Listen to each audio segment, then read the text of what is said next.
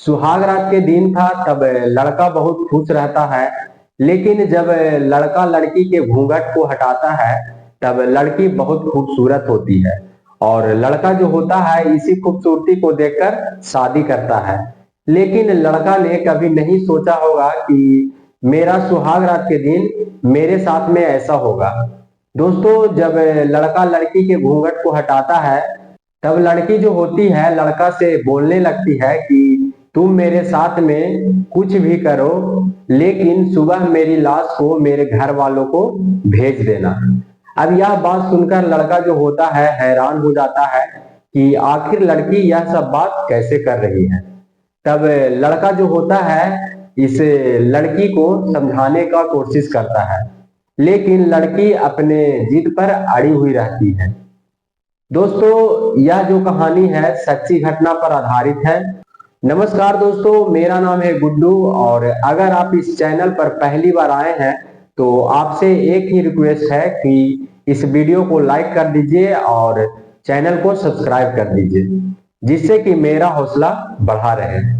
तो दोस्तों, यह जो कहानी है उत्तर प्रदेश में एक थाना पड़ता है गौर। गौर थाना के क्षेत्र का ही एक गांव होता है, और इसी गांव के 4 लड़की होती है जो बीएससी में पढ़ाई करती है।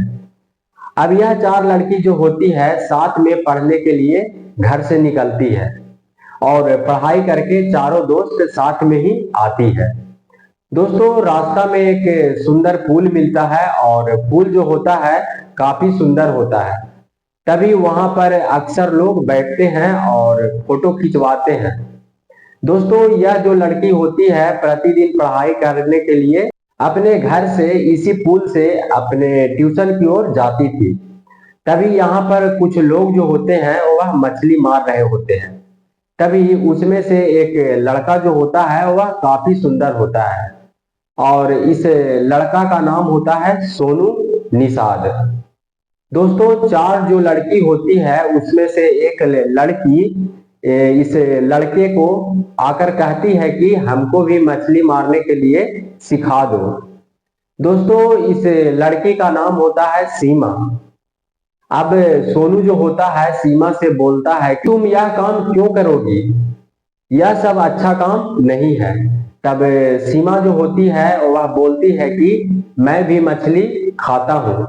दोस्तों, फिर सीमा जो होती है वह सोनू से बोलती है कि अभी मैं क्लास करने के लिए जा रही हूँ, जब क्लास करके वापस आऊंगी तब हमको तुम मछली मारने के लिए सिखा देना। अब सीमा जो होती है यहाँ पर से अपने चारों सहेलियों के साथ में पढ़ने के लिए निकल जाती है। दोस्तों, जब पढ़ाई खत्म हो जाता है तब यह 4 जो लड़की होती है वापस से अपने घर के तरफ आ रही होती है, और जब पुल पर आती है तब वहां पर सोनू नाम का जो लड़का था वह मछली मार रहा था। तब फिर से सीमा आती है और सोनू से बात करने लगती है।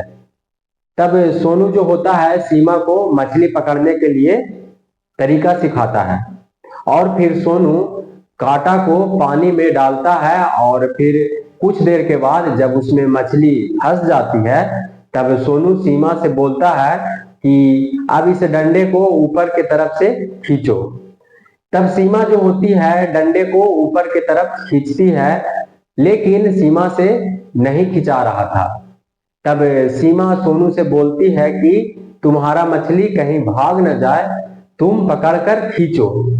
तब सोनू जो होता है डंडा को पकड़ता है, और फिर सोनू सीमा दोनों मिलकर मछली को खींचता है। इसी दौरान सोनू का हाथ सीमा के हाथ में टच होता है। अब दोनों के हाथ जो होता है एक दूसरे से टच होता है, और फिर सीमा जो होती है यहाँ से अपने घर चली जाती है। और फिर दूसरे दिन जब सीमा पढ़ाई करने के लिए आती है तब उस पुल पर देखती है कि सोनू मछली मार रहा है, और फिर सीमा सोनू के पास में चली जाती है, और फिर सोनू से कहने लगती है कि आज हम अपने से मछली मार कर देखता हूं। तब सोनू बोलता है कि ठीक है, ऐसे ऐसे कांटा को पानी में फेंको, और जब मछली उसमें फंस जाएगा तब वापस खींच लेना। अब सीमा जो होती है कांटा को पानी में फेंकती है, और फिर कुछ समय के बाद उसमें जब मछली फंस जाती है तब सीमा वापस से खींचने लगती है और फिर खींचकर मछली को बाहर कर देती है। दोस्तों यहाँ पर सीमा मछली को पकड़ना सीख लेती है और फिर सीमा सोनू से बोलती है कि मैं अब पढ़ाई करने के लिए क्लास जा रहा हूँ, जब वापस आऊंगा तो तुमसे मिलूंगा। तब सोनू जो होता है सीमा का इंतजार में पुल पर ही बैठा रहता है। तब सीमा पढ़ाई करके वापस आती है, तब देखती है कि सोनू जो है पुल पर बैठा हुआ है। फिर सोनू जो होता है सीमा से बोलता है कि तुम मछली मारी हो, वह मछली अपने घर लेकर चले जाओ। तब सीमा जो होती है वह बोलती है कि मैं मछली लेकर नहीं जाऊंगा। तब उसी में से एक लड़की जो होती है वह बोलती है कि अगर तुमको ज्यादा लग रहा है तो तुम यह मछली को बनाकर सीमा को खिला देना। अब यहाँ पर सोनू जो होता है अगले दिन मछली को अच्छे से बनाकर पुल पर इंतजार करता रहता है और जब वापस से सीमा आती है तब सोनू बोलता है कि मैं मछली बनाकर लाई हूं, तुम मछली को खा लो। तब फिर सीमा बोलती है कि हम लोग मजाक कर रहे थे, तुम सच में बनाकर लाए हो। अब सोनू जो होता है मछली को निकालता है और सीमा को खाने के लिए बोलता है। तब सीमा और उसकी सहेली जो होती है वह सब मिलकर मछली को खाती है और बोलती है कि यह तो बहुत टेस्टी है। फिर वहां से सीमा अपने सहेली के साथ में वापस क्लास के लिए निकल जाती है और फिर क्लास करके जब वापस आती है तब सोनू के लिए समोसा ले लेती है और फिर जब पुल पर आती है तो देखती है कि सोनू पुल पर ही बैठा है और फिर सीमा जो होती है सोनू से बोलती है कि तुम हमको मछली खिलाया था, तब हम तुमको समोसा खिलाते हैं और यह समोसा खाओ। यहाँ पर सोनू और सीमा और उसकी सहेली जो होती है सब मिलकर समोसा खाता है और फिर वापस से अपने घर चले जाता है। तब सीमा के जो सहेली होती है वह सीमा से बोलने लगती है कि लगता है कि सीमा को सोनू से प्यार हो गया है।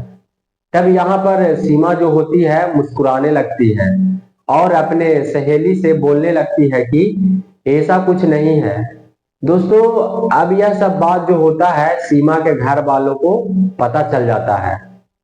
सीमा के घर वाले जो होते हैं वह काफी बदमाश लोग होते हैं।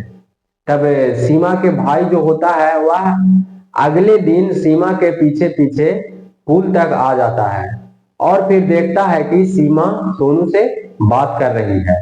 तब सीमा का जो भाई होता है सोनू को बिन पूछे पिटाई करना शुरू कर देता है।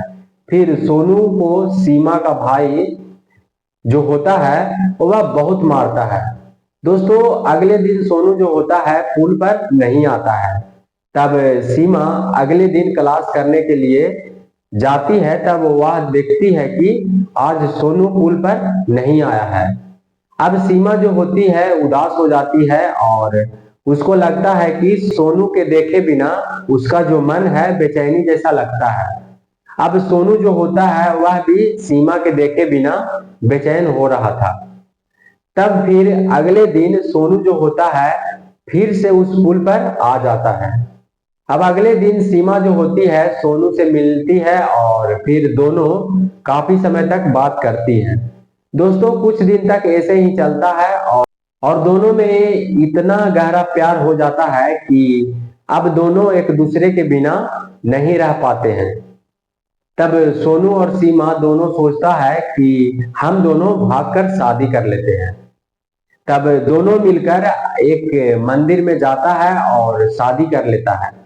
लेकिन यह सब जो बात होता है सीमा के घर वालों को नहीं मालूम होता है। अब यहाँ पर सीमा के जो घर वाले होते हैं वह सोनू को किसी दूसरे के केस में जेल भिजवा देते हैं और फिर अब सीमा के घर वालों को लगता है कि सीमा को शादी कर देते हैं और फिर सीमा का जो घर वाले होते हैं वह सीमा का शादी कर देते हैं। अब सीमा जो होती है अपने ससुराल में जाती है। तब वहां पर जब सीमा के पति सुहाग रात के दिन सीमा को घूंघट उठाता है तब सीमा जो होती है वह रोने लगती है और कहने लगती है कि तुम जो चाहो वो सब कर सकते हो, लेकिन सुबह मेरी लाश को मेरे घर वालों को जरूर भेज देना। यहाँ पर सीमा का जो पति होता है वह सीमा से बोलने लगता है कि तुम यह सब क्यों बोल रही हो। तब सीमा बताने लगती है कि मैं एक सोनू नाम का लड़का से प्यार करता हूँ और उसी से शादी भी कर लिया हूँ, लेकिन मेरे घर वाले जोर जबरदस्ती से यह शादी करवाए हैं और मैं नहीं चाहता हूँ कि सोनू के अलावा किसी दूसरे मर्द के साथ में अपना जीवन बर्बाद करूं। दोस्तों, जब सीमा का शादी हो रहा था तब सीमा का जो दोस्त होती है वह सोनू के पास में एक लेटर लिखती है और उसमें शादी का कार्ड भी रहता है। लेकिन अब सोनू का किस्मत देखिए कि जिस दिन सीमा का शादी रहता है उसके एक दिन पहले ही सोनू जो होता है जेल से छूटकर आ जाता है। तब सोनू शादी का कार्ड देखता है, तब उसमें जो लड़का का पता होता है वहां पर सोनू चला जाता है और जब वहां पर जाता है तब देखता है कि यह तो मेरा दोस्त पंकज है। अब सोनू जो होता है अपने दोस्त पंकज से सारी बात को बताने लगता है। अब यहाँ पर पंकज जो होता है उसको लगता है कि मेरा दोस्त के साथ में बहुत गलत हुआ है। अब यहाँ पर पंकज जो होता है अपने पापा से सारा बात बताता है। तब पंकज के पापा जो होते हैं वह वकील होते हैं। तब वह बोलते हैं कि सीमा को सोनू के साथ में भेज दो और अगर इसमें किसी तरह का दिक्कत होगा तब हम संभाल लेंगे। अब यहाँ पर पंकज जो होता है अपना दोस्ती निभाता है और सीमा को सोनू के साथ में भेज देता है। दोस्तों, यह कहानी एक सच्ची घटना पर आधारित है। अब आप लोग बताइए कि यह कहानी आप लोग को कैसा लगा। आप लोग कमेंट में जरूर लिखिएगा। वीडियो पूरा देखने के लिए धन्यवाद।